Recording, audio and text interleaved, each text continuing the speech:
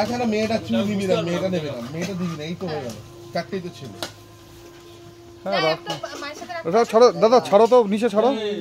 রাজীব নিয়ে যাবে না, একটা বাচ্চা বলছিল ওই নানটা সব বউ নেবে।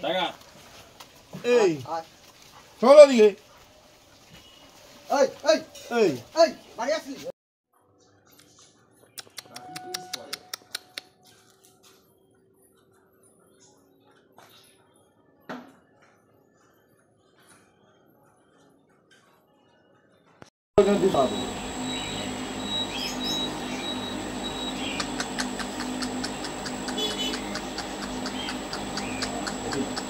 শিশু করছে